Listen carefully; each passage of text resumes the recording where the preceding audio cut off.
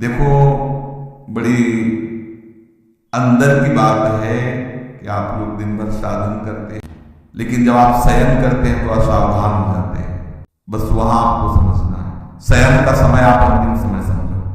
उस समय इधर उधर देखो मत, इधर उधर चिंतन मत करो। बहुत सूक्ष्म बात है। आपकी रात पवित्र जाएगी, आपकी रात भजन में जाएगी, और आपकी रात प्रकाश में होगी, अंधकार में नहीं होगी। और ये गुरु कृपा से प्रारंभ में ही बात डाल दी गई थी कि सोने के समय जरूर बैठना है, शयन करने के पहले हमें बैठना है। कुछ बातें डिलीट करनी है, कुछ बातें पुनः स्थापित करनी है। बैठकर हमें अपनी दिनचर्या पर दृष्टि डालनी है, आज गलती क्या हुई। ये प्रारंभ में ही गुरुदेव भगवान संन्यास मार्ग में जिन्होंने हमें नैष्ठिक ब्रह्मचर्य का उपदेश किया था, उन्होंने ये बात डाल दी थी कि आपकी दिनचर्या कैसी हुई आपको रोज जांचना है। उनमें से जो गलती हुई वो अपने दिमाग में बैठाना है। जो बातें आपके साधन के विरुद्ध है उनको नष्ट करना है। उनका नष्ट करना मतलब उनको स्वीकार ना करना होता है। जो गलती हुई आगे से ना हो, क्यों हुई ऐसा समझो, और ये सब करने के बाद एकदम शांत हो जाओ। भगवदाकार जैसे कोई मरने पे नहीं होता, सारी वृत्तियां समेट लेता है, और बस स्वयं हमारा ठीक होना चाहिए। अपने लोगों से कुछ गलतियां हो रही हैं। देखो, कोई भी सत्संग में बात होती है तो कहीं ना कहीं से तरंग आ रही है, वो हमें जरूरत है उस बात की, तो उसको संभालना चाहिए। अगर आप एकाग्रता पूर्वक सत्संग सुनेंगे तो आपको कभी प्रश्न नहीं करना पड़ेगा। आज अगर प्रश्न उठ रहा हो तो सुनते रहना है, 2 दिन में उत्तर आ जाएगा आपके पास।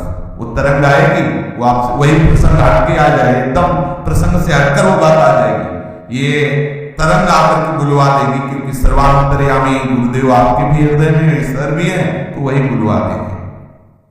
कुछ साधक क्या करते हैं, प्रमाण स्थिति करते हैं कि जैसे दिन भर सेवा परिचर्या या जो भी गृहस्थ हो या विरक्त हो, अब रात्रि के समय समझते हैं कि अब सोने जाना, थोड़ी देर मनोरंजन कर लेते हैं।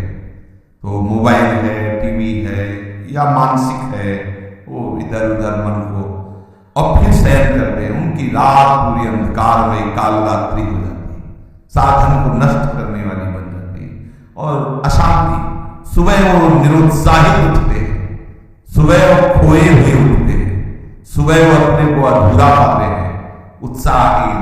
अब वो केवल बनावटी रह जाता है, आंतरिक खोखले हो जाते हैं।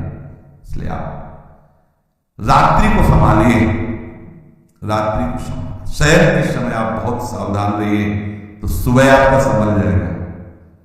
सुबह संभल गया तो पूरा दिन संभला रहेगा, रात्रि संभल गई तो पूरा जीवन संभला रहेगा। बहुत ही एकांतिक वार्ता है। आप शयन के समय कभी मोबाइल मत चलाइए, क्योंकि मोबाइल एक ऐसी वस्तु है जो पूरे विश्व ब्रह्मांड को अपने में समाये हुए है। वो गूगल क्या कहते हैं, जो भी सर्च करो सब उपस्थित कर देता है। बलिहारी ऐसी सिद्धि तो महात्माओं में भी कभी कभी नहीं होती थी, जैसी सिद्धि मोबाइल में है। नहीं, सर्च करो, हर विषय लो। महात्मा भी है तो एक सब विषय का थोड़ी वो सिद्ध होता है, वो तो भगवत विषय का सिद्ध होता है।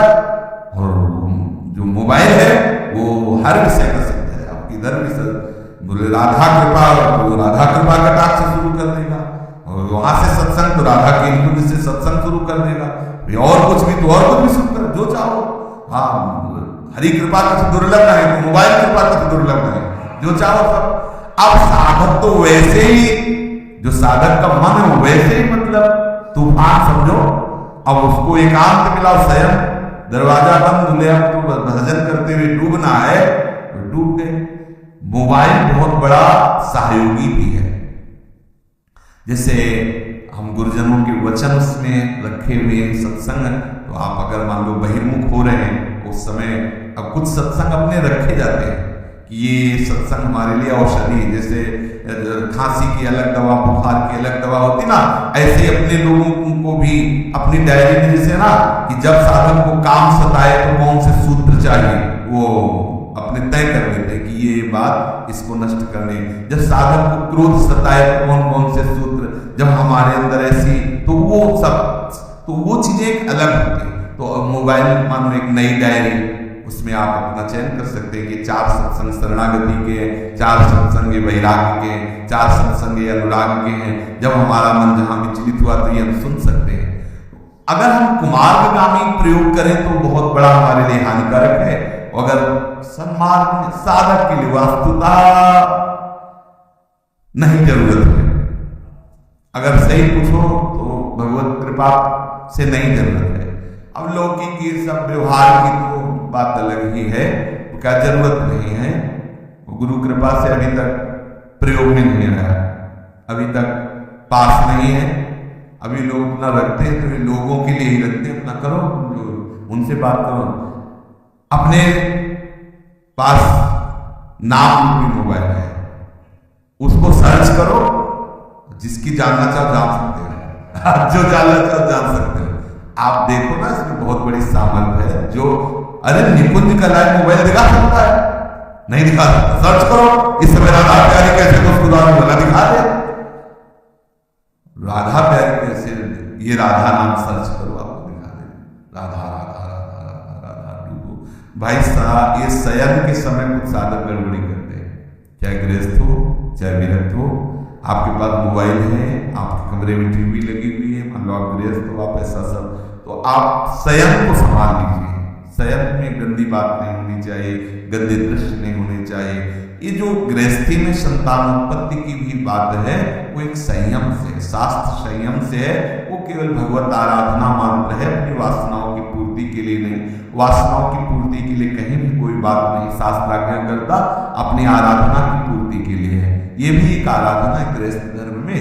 वो अपने संतान उत्पत्ति करके पितृ आदि की तृप्ति के वो व्यवहार बकाया शुद्ध परमार्थ में भगवत चरणारविंद की आसक्ति प्रधान जीवन होना चाहिए, चाहे वो गृहस्थ हो चाहे विरक्त हो। तो हम खुद जानते हैं कि हमारा मन किधर जा रहा है और हमसे क्या करवा रहा है। ये प्रार्थना है सब साधकों से, विनम्र प्रार्थना है कि आप अगर एकांत में ऐसा कुछ दृश्य देखते हो, ऐसा कुछ करते हो, तो आप ना करें। ये नियम ले लीजिए कि मोबाइल जब शयन करने जा रहे हो तो उसके पहले ही उसका स्विच ऑफ कर दीजिए। ज्यादा बातचीत भी किसी से मत रखिए, जितनी आवश्यकता है। तो ये यंत्र है, बस 2 शब्दों का उत्तर हाँ ना या कोई बात है। कुछ लोग ऐसे होते हैं कि वो घंटों ऐसे ही लगाए रहते हैं। साधक कैसे बात करेगा इतनी देर, कैसे बात कर सकता है? उसका तो चिंतन छूटेगा। हाँ ना में उत्तर दे दो, चलो कोई अगर व्यवहार के लिए आपके पास यंत्र है। लेकिन किसी किसी को देखते थे चिपके ही रहते हैं इसमें मोबाइल में। हाँ, और क्या ये है, छोड़ नाम जब कर, भगवत चिंतन कर, लीला कथा में डूब, ये क्या और लगे हुए हैं। हाँ, सावधान रहिए यंत्रों से, जितना हमें आवश्यक हो। वैसे बिल्कुल आवश्यक नहीं है, लेकिन आवश्यक हो। आप दूर देश में रहते हैं, दूर रहते हैं, भगवत कथा के लिए नाम, और शयन के समय नाम में भले 1 मिनट बाद आप सो जाते हैं, लेकिन नाम का ध्यान करते हैं, उसका फल होगा। आप नाम के ध्यान में ही जगेंगे। देख लेना, ये मतलब अद्भुत विषय है। अगर नाम में आप डूबते हुए शयन कर रहे हैं तो आप जागेंगे नाम। और नाम में जो डूब कर शयन करता है वो लीला में जाता है, वो भी निद्रा में नहीं जाता। पक्का समझना। कभी कभी ऐसा होता है कि भगवान जगना नहीं हो तो अच्छा है, ये आंखें ही न खुले, जहां है वहीं लगे रहे तो बहुत अच्छा है। बड़े सुंदर सुंदर भगवान की कृपा का अनुभव होता है। शयन में भी, जागृत स्वप्न सुसुप्ति, इस व्रत में राधा पदाब्ज छटा, चूको मत, बहुत बढ़िया आशा है।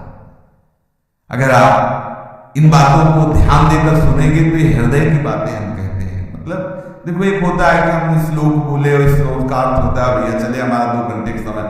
हमारा केवल यही उद्देश्य है, आप सुलझ जाओ, हम आप सुलझ करके अपने प्रभु के मार्ग में सच्चाई से चलें, सच्चाई से प्रभु को पुकारें, और ये जीवन लाडली लाल के चरणों में अर्पित हो जाए। इतने उद्देश्य। अपने लोग ना विद्वान है और ना अपनी कोई दिनचर्या में हो कि वही प्रवचन करना, अपने हृदय की बातें आपस में कर लेते हैं और सुलझ जाते हैं, प्रिया प्रीतम तक चलते हैं। बस बात इतनी है। यहाँ की जो चर्चा है ना, बस वो एक है कि हम आपस में समझें कि हमारी गलतियां कहाँ हो रही हैं, हमारे भजन में त्रुटि कहाँ हो रही, हमारा भजन का जो प्रभाव है वो हम पे लागू क्यों नहीं हो रहा है।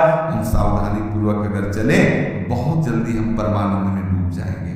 ये जहां जहां हमारा मन जा रहा है वह वहां से हटाना होगा हमें, प्रिया प्रीतम के नाम बल से प्रिया प्रीतम में लगाना होगा। तो एक दिन ऐसा आएगा कि लग जाएगा और जब लग जाएगा तो हटेगा नहीं। श्री राधा वल्लभ लाल